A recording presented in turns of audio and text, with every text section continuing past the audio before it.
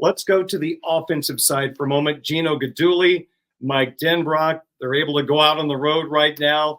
What part of the country are they visiting? Yeah, so bits of context here before we dive into it. We're in the spring evaluation period now, so Notre Dame had its blue gold game April 20th. A couple days after, they had internal meetings with players and the staff, and then they hit the road this past Wednesday. So I believe that would have been the 24th. So they can go to a high school once during this. I think it's like a 6-week span from mid-April to the end of May. They obviously won't be on the road that full allotment, but they get to hit a bunch of high schools, but again, only stopping once. So they have to be smart about like the timing of when to go into a given high school and who you take. So Guidugli and Denbrock are traveling right now. And for the 2025 class, Darren, they're allowed to sit down and have full-on conversations and all that good stuff. So with those two together, you would think they're looking at one position in particular, and yes, it is the quarterback spot. So on Monday, these guys didn't waste much time. They went out and saw Duce Knight. I was told it was a rainy practice, and it was like tough to, really get a feel of a quarterback in when it's raining in spring ball. But I was told that vibes are good with Duce Knight and Denbrock and Guidugli. I mean, these guys just saw each other in South Bend when Knight was on campus for the Blue Gold game. But anytime that Notre Dame is, look, anytime they go see Knight or Knight goes and sees Notre Dame, it's always news. I'm always going to talk about it because Duce Knight is an elite talent. He's the nation's number 59 overall player, number 7 quarterback. He is the Irish's quarterback commit in the 2025 class. So, yes, when Duce Knight does something, it's a big deal because he is a big deal. And I want to add, and I've talked about this a bunch, every single time he gets to Notre Dame, his commitment to the Irish becomes more and more and more solid. I just do not see him leaving Notre Dame at any point. Other schools are going to make different runs. Let's say like a Tennessee or something.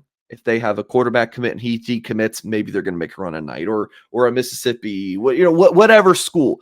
They're going to want to try to make a run at Duce. I'm telling you, Darren, here and there, you're probably going to see Knight pick up a couple more offers that he hasn't gotten, or a school's going to try to get back into the mix with Knight just out of desperation. Then this is the guy they're going to go after because something happened. And I just don't think that he's going to leave the Irish. I think he is very locked in. He's helped build this class, very bought in. Dallas Golden's commitment just keeps on making it more and more like he's tied in, he's plugged in to not only this recruiting class, but this university. So again, Guidugli and Denbrock got to see Knight on Monday. And then Tuesday, they went down to Central Florida. I don't know the order of these visits. As we record this, Darren, they're probably going on. But the two big 2026 quarterbacks we've been talking about for months now in Central Florida, the guys that look to be on the top of the board for the Irish in that cycle. You got Noah Grubbs, Lake Mary High School. You got Brady Hart from Cocoa, a guy, both tremendous sophomore seasons. Grubbs lit it up. Hart led Cocoa to a state championship. I like Notre Dame to land Hart right now, but it would not surprise me in the slightest if Grubbs beat him to that spot. Grubbs is very much liking Notre Dame as well. I think Notre Dame's top 2 for both of those guys, and maybe leading for both as well. And then I was also told that they either are seeing, as we record this, or did see Michael Clayton from Seminole, Florida in Orlando, 6'3.5", 200 pounds, number 390 overall quarterback, number 390 overall player, number 28 quarterback, has offers from Miami, Auburn, Ole Miss, UCF, and others. Wouldn't be shocked if Notre Dame offered him. Not saying it's going to happen, but I'm just telling folks, like, don't be surprised if you see Notre Dame offer a couple more 2026 quarterbacks. That doesn't necessarily mean, though, that Notre Dame's slipping for a Grubbs or Hart. That's always what people think when that kind of thing happens. Oh, Notre Dame's slipping for so and so player because they offered some new ones. I'm telling you, that wouldn't be the case. I think it's really just about expanding the board a little bit and making sure you're not in a situation like you were with Dante Moore a few years ago when you were all in on one player and then he doesn't pick your school and then you're in recovery mode. So Notre Dame is not leaving any stone unturned. Finally, Mike, 2025 class has 20 commitments as of right now when we record this on April the 30th. Are they continuing to offer more players at this time in the process? Yeah, and we just saw one go out last night. Receivers coach Mike Brown was in Southern California last week for some road recruiting, and he was at Bonita High School in Southern California and extended an offer, the staff did, to Dylan Robinson, 6'2", 190 pounds, nation's number 314 player, number 12 athlete. Irish looking at him as a receiver. He's also a defensive back prospect for some schools. UCLA and Utah look to be the teams to be currently for him.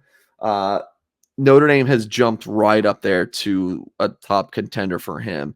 He's looking at locking in a Notre Dame official visit for the weekend of June 7th. And he's also discussing, internally and with Notre Dame, maybe even an unofficial visit in May, maybe some weekend in May, he's able to go up there for a weekend. So he looks to be pretty serious about Notre Dame already. So that's Dylan Robinson, a new name on the board. And I just talked about, like, with 2026 quarterback recruiting, just because they offer someone doesn't mean they're slipping with someone else.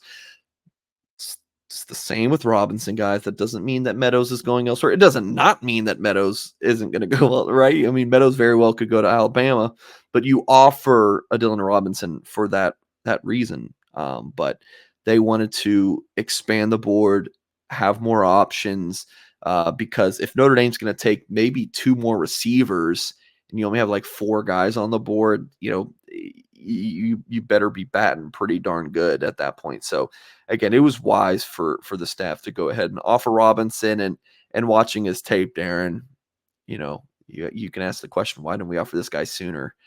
Because he does look talented on film, a down the field option, big bodied guy, and seems to be really talented as a route runner with soft hands. Well, Mike, even though this is the off season, spring practice wrapped up, blue goal game, transfer portal news, NFL draft storylines, still many, many stories daily at blueandgold.com. And recruiting, of course. How could I leave that out? My gosh. Yeah, he's trying to put me out of a job when we need the recruiting content. Yeah. That's the obvious one. Busy time as always at blueandgold.com. There really is not a slow time. So we would love for your audience, Darren, and mine on our YouTube channel to consider taking advantage of our UND1 code. So use the promo code UND1. It'll get you 2 months for just $1. So please use the promo code UND1. This is for new subscribers. Again, blueandgold.com is the place to be for all things Notre Dame athletics.